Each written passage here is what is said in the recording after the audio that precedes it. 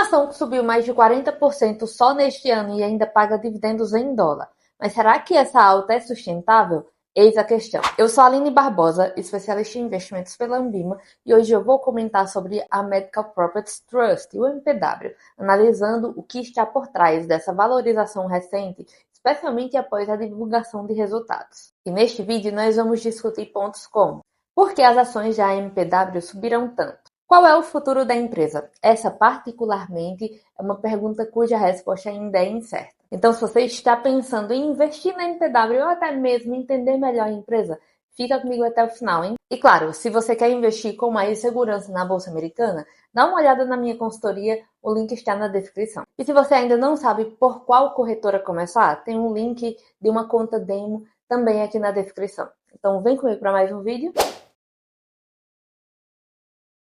Para entender o momento atual da MPW, nós precisamos olhar para a sua situação recente.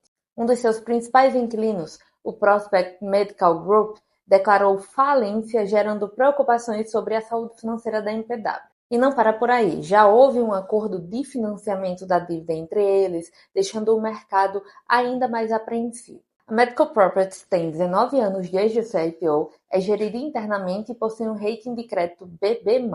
Atualmente, seu market cap é de 3,5 bilhões, com presença geográfica diversificada em países como Estados Unidos, Reino Unido, Alemanha, Suíça, Itália, Espanha, Colômbia, Finlândia e Portugal. Ela é classificada como uma middle cap, com um P sobre FFO por volta de 7 vezes. E agora falando do portfólio, a MPW possui cerca de 400 imóveis, 53 operadores diversificados geograficamente nos Estados Unidos e em mais 8 países, como eu comentei para você, com uma taxa de ocupação de 99,5% e contratos de longo prazo. A MPW opera no modelo Net Lease, onde os próprios inquilinos arcam com todas as despesas, manutenção e impostos. Isso significa, investidor, menos custos e mais previsibilidade para a MPW para esse tipo de empresa, pelo menos em tese. Agora, é importante lembrar que um REIT é basicamente uma empresa imobiliária, cujo principal objetivo do negócio é alugar suas propriedades e gerar receita com esses aluguéis.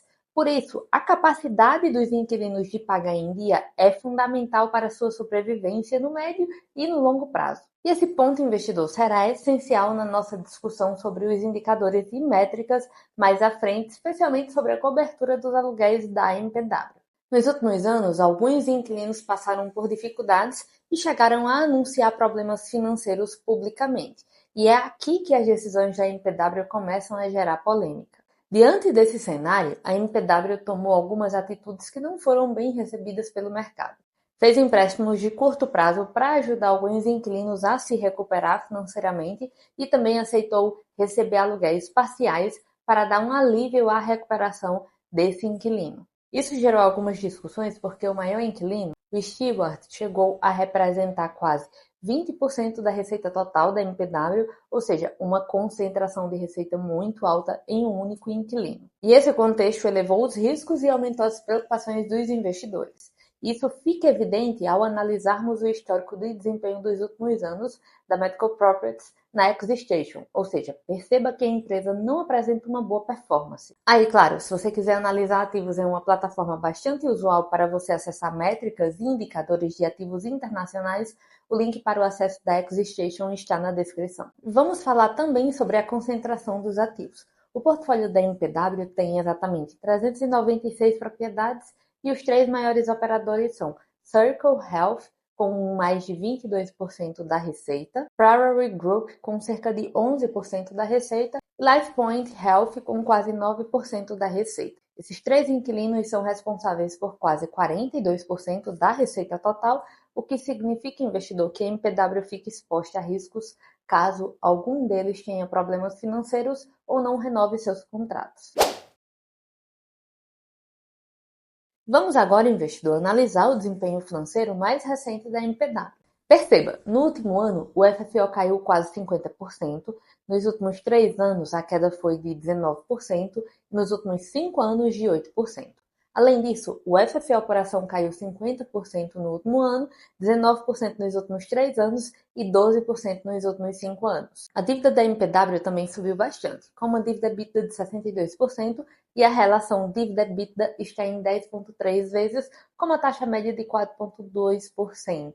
E para agravar ainda mais, o maior inquilino da empresa representa mais de 22% da receita total, o que coloca uma pressão adicional sobre a MPW. A empresa também fez um corte significativo nos dividendos, o que representou uma redução de quase 50% na renda paga aos acionistas. Mas aí você deve estar se perguntando, Aline, como as ações da MPW subiram, mesmo com números tão negativos no balanço anual? E a resposta para essa pergunta está no último balanço do quarto trimestre de 2024, que trouxe resultados melhores do que o esperado e indicou algumas possíveis melhoras no futuro. Por exemplo, o investidor, o FFO aumentou quase 15% em comparação com o terceiro trimestre de 2024. Já o FFO por ação subiu quase 13% no mesmo período. A dívida foi reduzida em 4% e despesas também diminuíram, e a concentração do maior inquilino do portfólio também foi reduzida. Esses números do investidor indicam que a MPW está começando, talvez esteja começando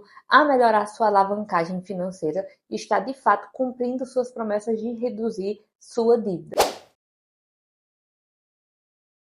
Agora vamos falar um pouco mais sobre riscos envolvidos. A MPW possui uma dívida variável e se as taxas de juros começarem a cair, a empresa pode simplificar seu modelo de negócio, reduzindo custos financeiros. Perceba, investidor, que em 2026 e 2027, quando for realmente o momento de refinanciar dívidas, a empresa pode conseguir uma taxa de juros mais baixa, o que reduziria os custos com a dívida, aliviando suas finanças. Outro ponto positivo é a concentração dos contratos de longo prazo. Cerca de 78% dos aluguéis dos juros vencem a partir de 2034, o que dá uma boa previsibilidade de receita para a MPW. No entanto, vale destacar que existe um vencimento significativo em 2034, que representa mais de 10% da receita total, o que pode exigir uma estratégia de renovação ou substituição de inquilinos para evitar perdas de receita. Além disso, investidor, apenas 0,5% dos aluguéis vencem em 2025, o que ajuda a reduzir os riscos de vacância imediata.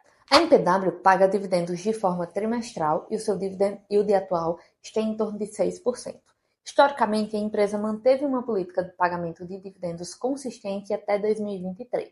No entanto, devido a desafios financeiros, a MPW precisou reduzir drasticamente seus dividendos, chegando até investidor, até mesmo a suspender o pagamento por um período. Posteriormente, a empresa retomou o pagamento, mas com um valor bastante inferior ao anterior, chegando a cortar 50% da renda paga ao seu acionista.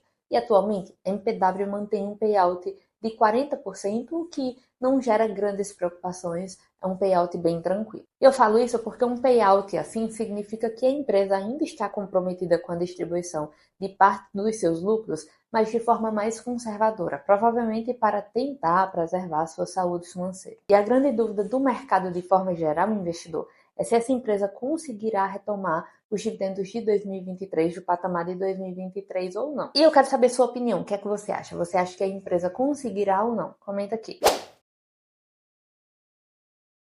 Investir na MPW é um movimento especulativo e, como toda ação de alto risco, tem seu potencial de upside, mas também grandes riscos. Você pode pensar que esse ativo já subiu bastante, mas ainda depende de fatores externos, como a gestão da dívida e a recuperação dos inquilinos, como eu comentei para você. Então, investidor, se você está pensando em investir nessa empresa, você precisa ter em mente o perfil de risco, pois a MPW está em uma recuperação que não é garantida e pode ser uma recuperação bastante gradativa, ou seja, acontecer de forma bem lenta. Além disso, é claro, nós sabemos que a queda nas taxas de juros podem ajudar a aliviar a dívida e melhorar o cenário, mas não há uma garantia de fato de que o preço da ação continuará subindo e, no meu ponto de vista especificamente, vai depender dos resultados trimestrais que a empresa vai apresentar, dos resultados futuros, no caso. Então, mais uma vez, se você tem um perfil arrojado e está confortável com esses riscos e acredita que a MPW tem um potencial de recuperação,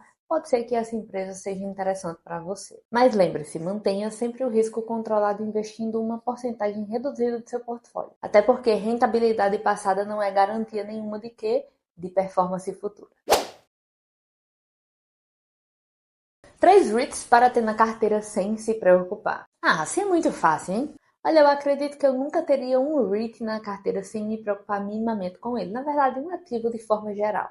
Primeiro, não é se preocupar no sentido de perder o sono, mas de acompanhar seu desempenho regularmente. Ou seja, não vai ficar conferindo seu home broker umas 5 vezes no dia, não é isso. Mas é acompanhar minimamente o ativo. Mas respondendo a sua pergunta, existem 3 REITs que eu considero bastante seguros no que tange a renda distribuída ao acionista. O primeiro é a Root Income, que é um REIT que paga dividendos há quase 30 anos de forma consecutiva, tendo o status de aristocrata e membro do S&P 500 também. Eu diria que é um dos REITs mais cotados quando o assunto é dividendo seguro e mensal. A Federal REIT, que é outro REIT com um histórico fantástico de pagamento de dividendos, pagando há mais de 50 anos e sendo o único REIT com o status de dividendo king. É um verdadeiro relógio suíço quando o assunto é pagamento de dividendos. E o Stag Industrial, que ainda não tem o histórico da REIT Income e da Federal REIT, mas opera com contratos net lease e possui uma política de distribuição de dividendos bastante alinhada com os acionistas. Qual site para analisar ativos no exterior? As próprias bolsas de valores, sites como Nias e Nasdaq, já vão oferecer desempenho e notícias das empresas listadas.